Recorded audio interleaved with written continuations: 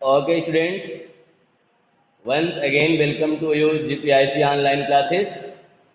And students, today we will learn our grammar portions, part 10. In 10, today we will discuss about present and definite interrogative sentence because we have already discussed about its affirmative sentence and its negative sentence. So today is the turn of its interrogative sentence. So guys, now we will discuss, we will read its sentence. Okay, जाएगी बेटा, ठीक है? So let's start here.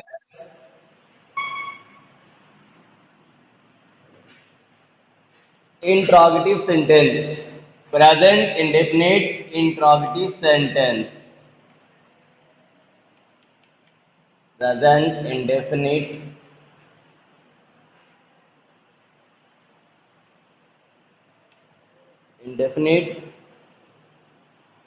Tense का interrogative sentence. अब interrogative sentence में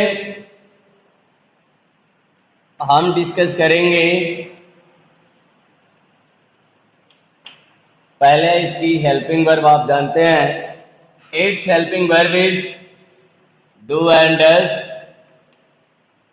do and does.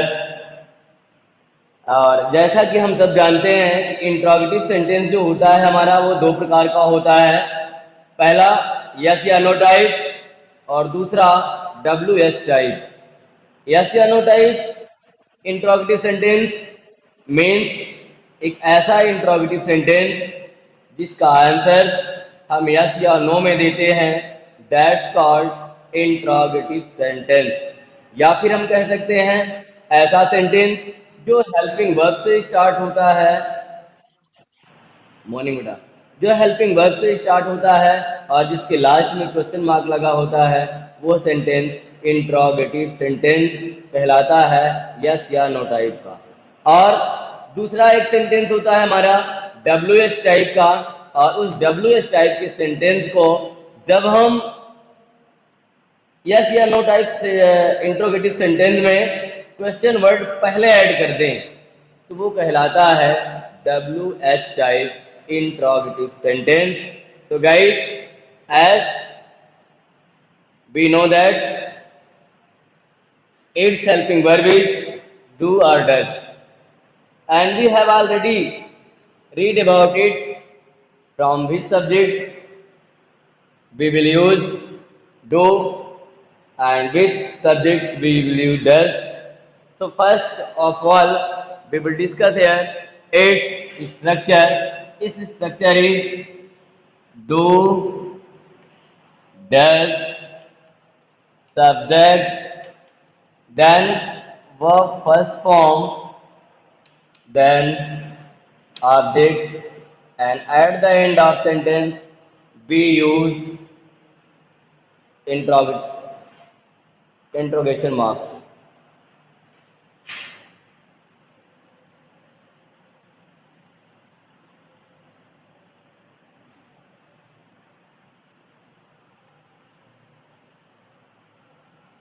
Okay, तो और sentence के लास्ट में हम इंट्रोगेटिव वर्ड मार्क्स ऐड कर देंगे। अब हमें यहाँ पे समझना है कि अब अगर हमारे सेंटेंस का जो स्ट्रक्चर है वो डू या डज से स्टार्ट है और इसके लास्ट में क्वेश्चन मार्क आया है तो ये सेंटेंस यस या नो टाइप का है।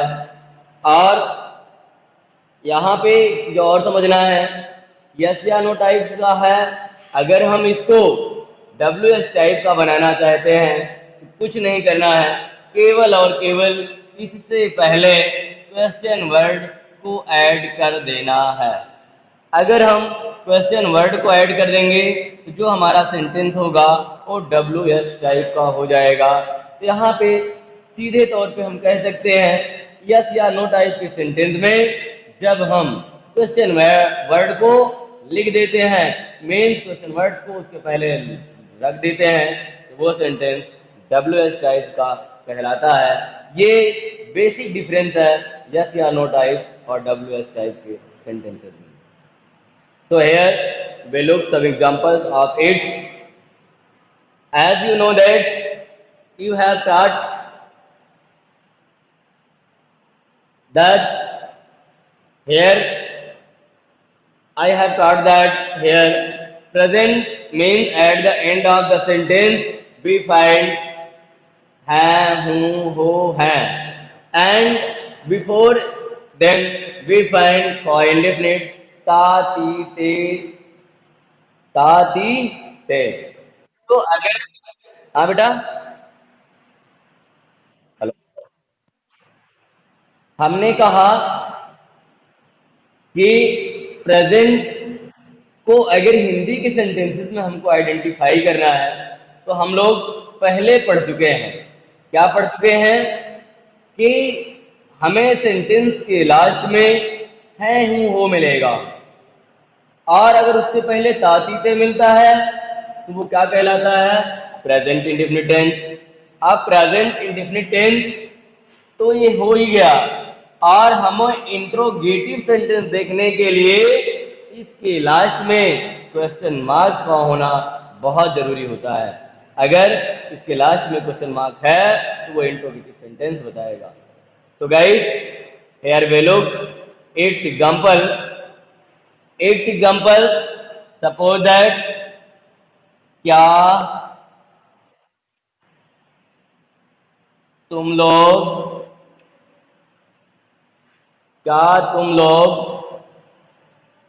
अखबार पढ़ते हो?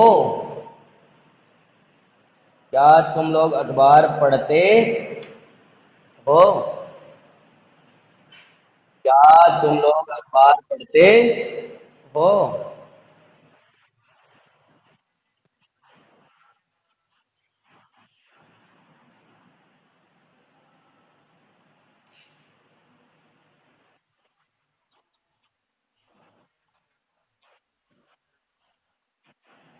अब यहाँ पे हमको सिंपली कैसे पहचानना है, ध्यान देना है कि अगर हम सेंटेंस से टेंस आइडेंटिफाई करना चाहते हैं, सेंटेंस का टाइप आइडेंटिफाई करना चाहते हैं, तो सबसे पहले हम सेंटेंस के लास्ट में जाएंगे और लास्ट में जब क्वेश्चन वर्ड क्वेश्चन मार्क मिल जाएगा तो वे क्वेश्चन मार्क हमें बताएगा कि हमारा सेंटेंस इंट्रोगेटिव टाइप का है। अब इंट्रोगेटिव टाइप का है, क्लियर हो गए। इसके बाद जो वर्ड होगा वो टेंस बताएगा। जैसे यहाँ पे हो आया है तो हो क्या बता रहा है? Present tense. फिर इसके पहले क्या आया है? ते। ते से हमने क्या बताया हुआ है? इंडेफिनिट।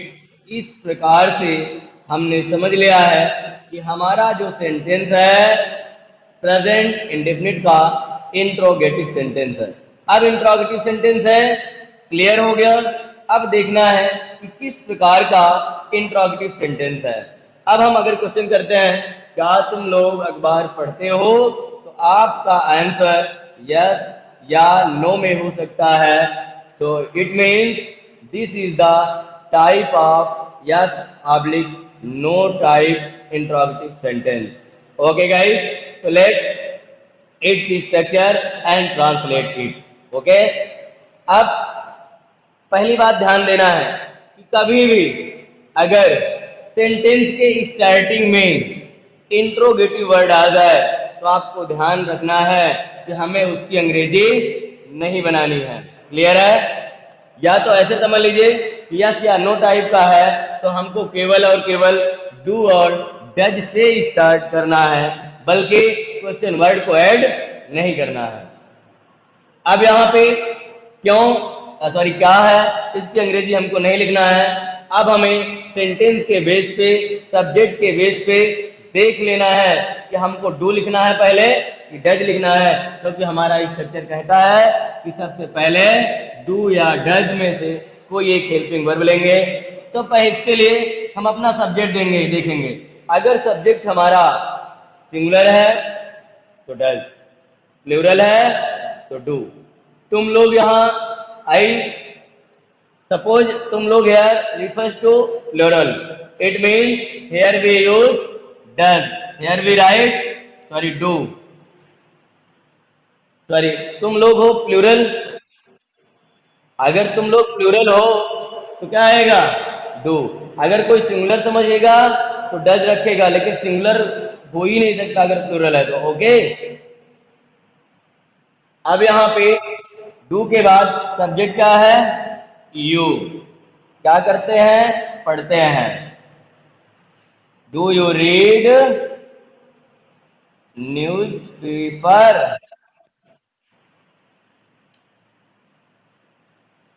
लास्ट में क्वेश्चन मार्क जरूर से जरूर लगाना है, अदरवाइज हमारा जो सेंटेंस है वो गलत हो जाएगा बेटा, ठीक है। हेलो,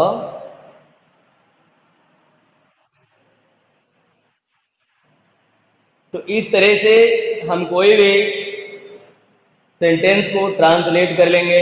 अब यहाँ पे एक हम देखते हैं सेकेंड टाइप का एग्जाम्पल, जैसे वाह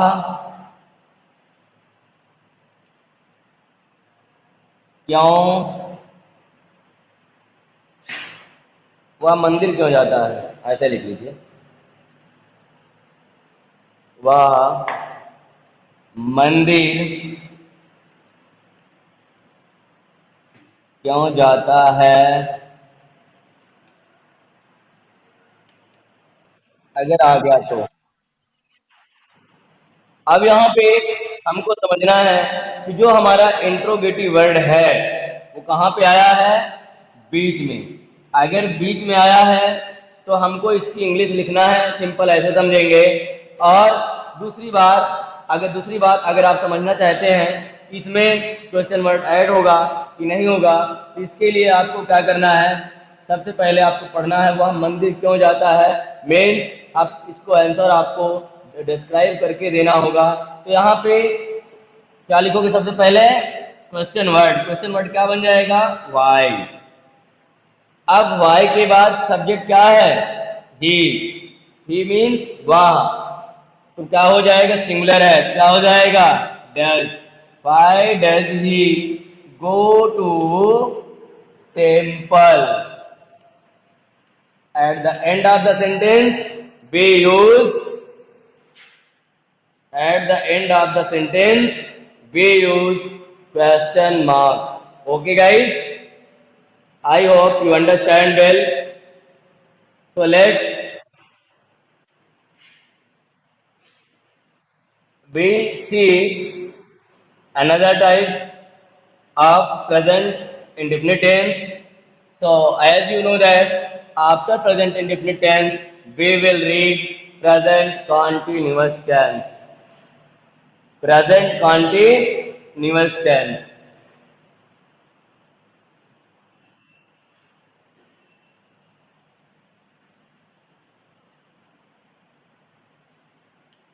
Present continuous tense.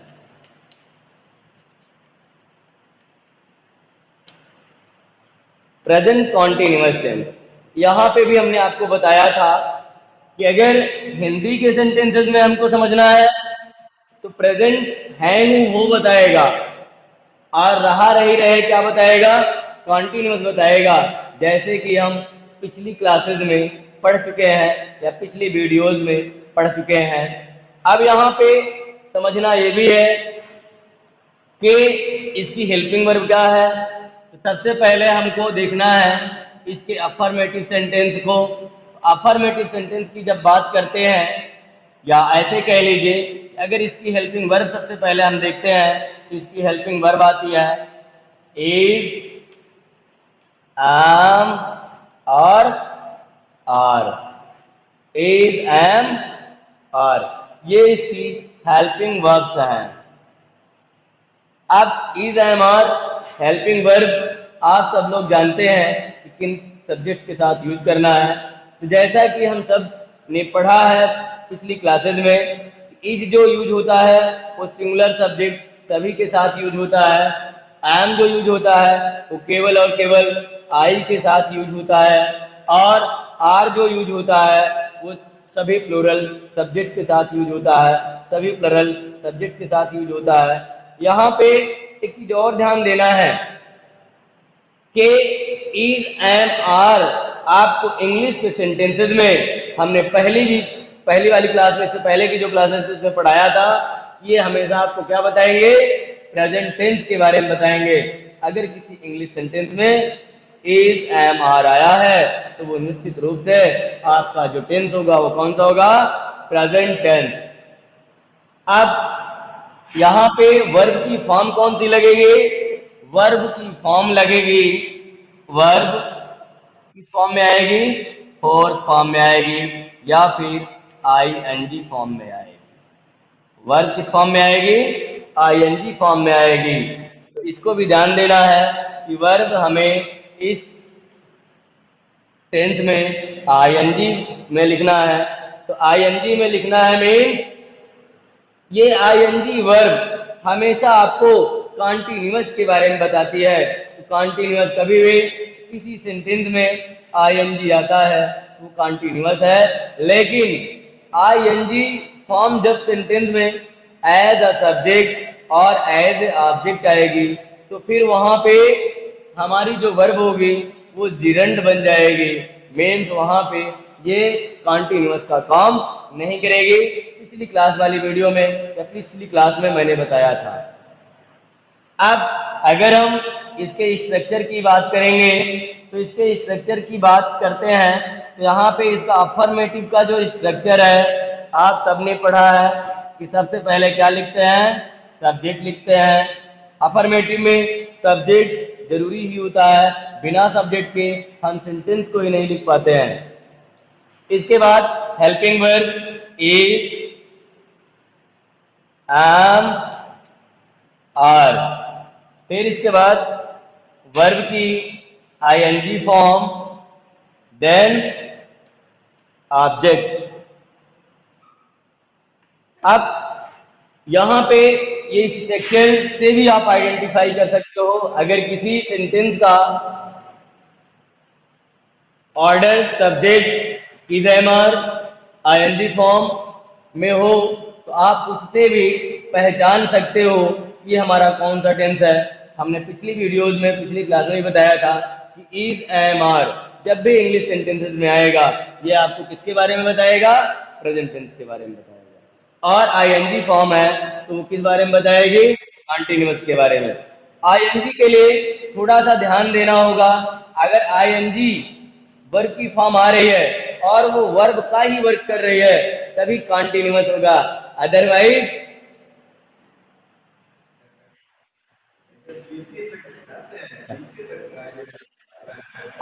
बेटा एज ए सब्जेक्ट ऑब्जेक्ट अगर सेंटेंस में आती है तो वहां पे डिडंड का काम करेगी, जैसे कि पिछली वीडियोज या पिछली क्लासेस में हमने पढ़ा है।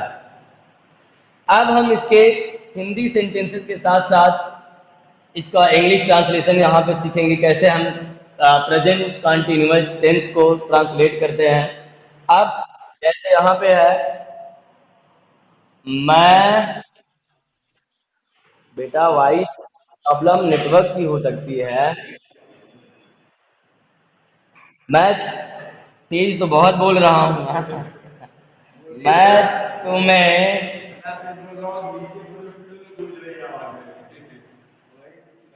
मैं तुम्हें अंग्रेजी पढ़ा रहा हूँ। Suppose that here is a example of present continuous tense.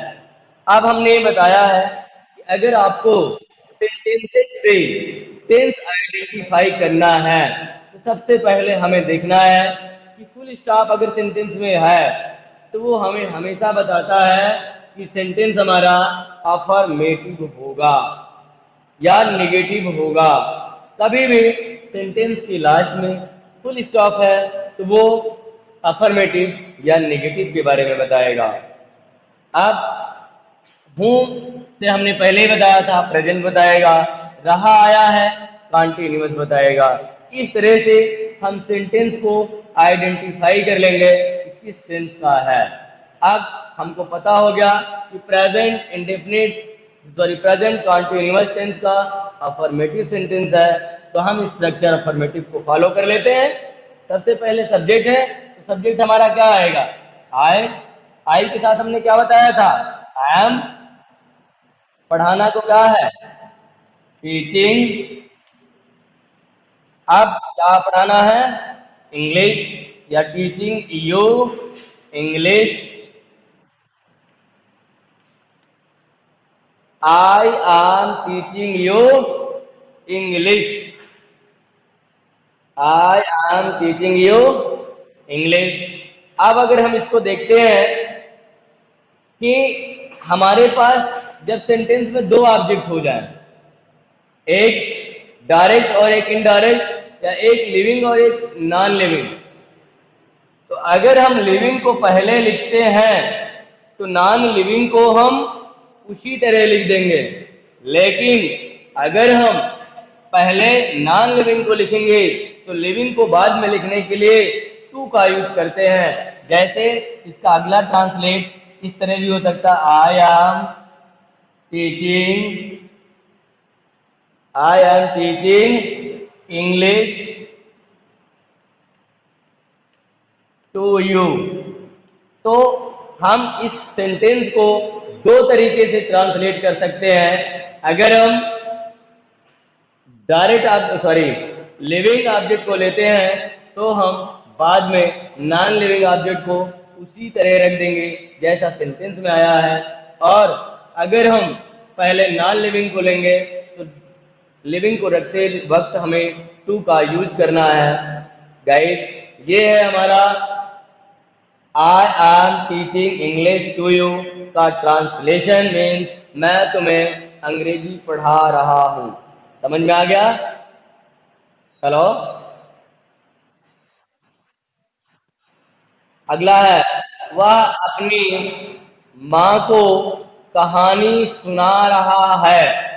वह अपनी माँ को कहानी सुना रहा है।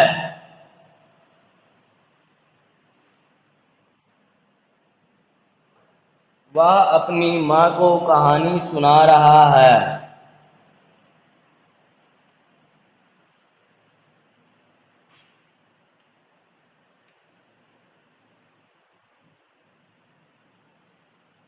कहानी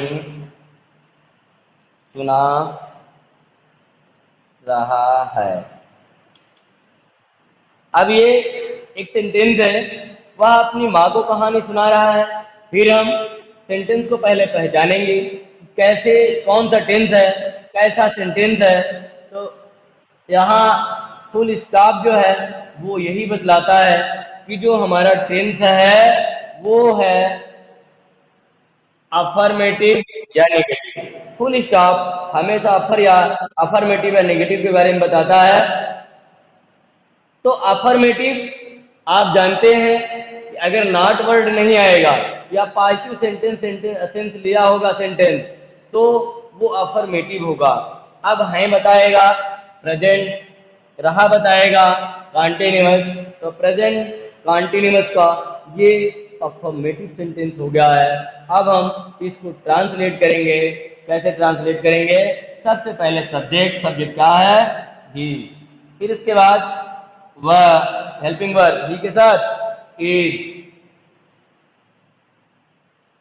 कहानी सुनाना नरेटिंग, ही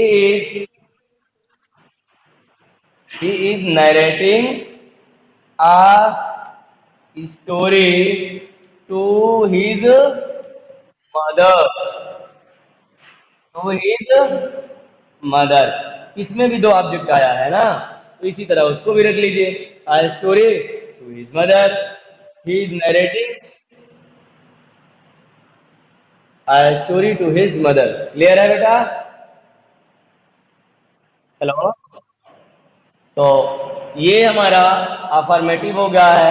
अब हम इसके नेगेटिव पार्ट की बात करते हैं। तो इसका नेगेटिव जो सेंटेंस है देख लेते हैं। सीधा सीधा चलेंगे इसके नेगेटिव पे। तो नेगेटिव पे स्ट्रक्चर को समझेंगे। आप सब जानते हो कि इसका सब्जेक्ट सबसे, इसमें भी सब्जेक्ट पहले लिखा जाता है। फिर कोई भी नेगेटिव सेंटेंस बिना हेल्पिंग वर्ब के नहीं लिखा जा सकता है।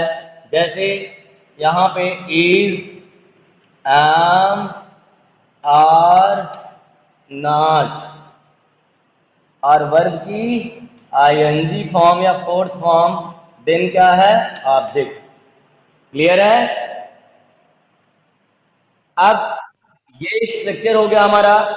इसी स्ट्रक्चर पे अब हम सेंटेंस लेते हैं। तो सेंटेंस जैसे यहाँ पे अगर मैं बोलता हूं वह और तुम,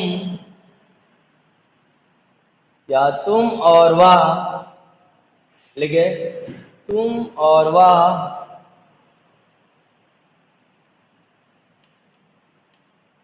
तुम और वह, या वह और तुम ऐसे कर लीजिए चाहे तो, वह और तुम, थोड़ा समझाने में सही हो जाएगा। वह और तुम, वह और तुम घूमने जा रहे हो, घूमने जा रहे हो। अब सपोज दैट ये है, तो पहचानना उसी तरह है जैसे पहले, सीधे से सेंटेंस पे चलेंगे। तो हमें यहाँ पे ध्यान देना है, वह और तुम को ट्रांसलेट करना हो तो हम पहले क्या लिखेंगे, ध्यान से समझना है बेटा। एक अभी हम सब्जेक्ट वर्ब एग्रीमेंट जब पढ़ाएंगे वहां पे ये बताया जाएगा, अगर एक ही सेंटेंस में एक साथ कई प्रोनाउन आते हैं तो उनको हम 2 3 1 के ऑर्डर में लिखते हैं। 2 3 1 मीन्स यहाँ पे यहाँ पे लिख लेते हैं, ऊपर दिख रहा है ना बेटा, या यहीं लिख लेते हैं, इरेज कर देते हैं। 2 3 1, 2 3 1 में पहले हम सेकेंड पर्सन को रखेंगे, बाद में हम थर्ड पर्सन को रखेंगे, और लास्ट में हम फर्स्ट पर्सन को रखते हैं। तो जैसे अब इसमें सेकेंड पर्सन क्या है, तुम, सबसे पहले क्या लिखेंगे, यू, तुम। अब उसके बाद थर्ड पर्सन क्या है, वह, क्या आ जाएगा, ही। अब वर्ब कौन सी आ रही है, आर। भले यहाँ ही है लेकिन हमको अब पूरा सब्जेक्ट क्या है, वह और तुम, you and he are going, going to, hello, visit, hello,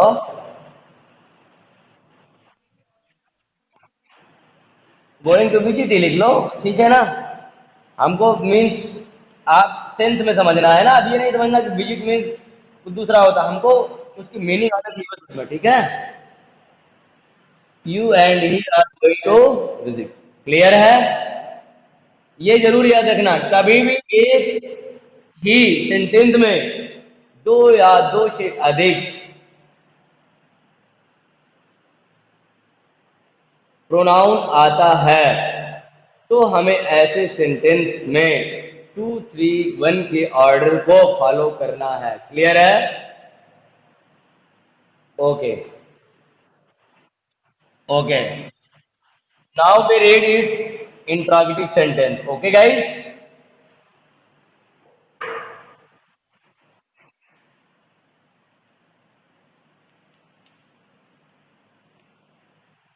it's interrogative sentence.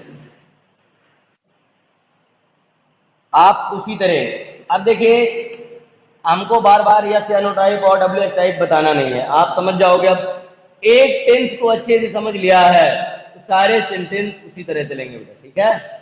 बाद की question word plus is, am, और सब्जेक्ट प्लस वर्ब की आईएनजी फॉर्म, देन ऑब्जेक्ट। हाँ, क्या हुआ, आएगी बेटा। Question word is am are, subject verb का ing फॉर्म, ऑब्जेक्ट और लास्ट में क्वेश्चन मार्क। इस तरह से हमको रख लेना है। अब हमें एक हिंदी का सेंटेंस लेना है और उसको ट्रांसलेट करना है। जैसे क्या रमेश क्या रमेश हेलो, आवाज नहीं आ रही क्या?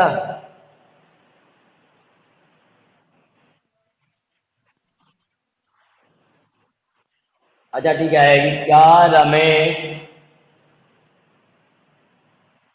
शिकार कर रहा है? शिकार कर रहा है। अब शिकार में शिकार कर रहा है, मैं या जंगल में शिकार है, मैं जंगल में शिकार कर रहा है। बड़ा बनाना चाहते हो जैसा वैसा रखते जाओ, कोई दिक्कत नहीं।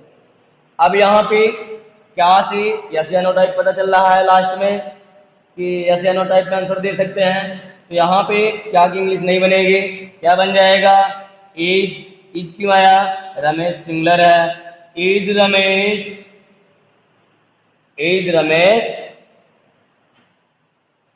डूइंग हंट, ऐसा कर लीजिए। या फिर आप इज रमेश हंटिंग, ऐसा भी हो सकता है, ठीक है। या is Ramesh hunting. Hunt mean शिकार करना होता है, हंटिंग मीन शिकार कर रहा है, ठीक है। तो इस तरह से भी दोनों सही है, चाहे जैसा बनाओ, ठीक है। कंफ्यूज नहीं होना है, आप अपने आप में रूल को अप्लाई करते रहिए सही सही, कभी गलत नहीं होगा बेटा, ठीक है। हेलो। अब इसका एक डब्ल्यू एस टाइप का देख लेते हैं। डब्ल्यू एस टाइप का रमेश अभी किसने टाइप किया था? बेटा प्रॉपर नाउन हमेशा कैपिटल लेटर में लिखा जाएगा, तो आपका जो रमेश था स्मॉल में है, ध्यान देना, ठीक है। हेलो। अब एक इसका डब्ल्यू एस टाइप का देखते हैं।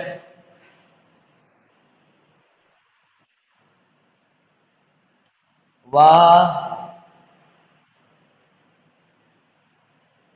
मधुर गीत क्यों गा रही है? वह मधुर गीत क्यों गा रही है? मीन्स अब यहाँ पे हमको आंसर देना पड़ेगा, बोल करके, कह करके या लिख करके।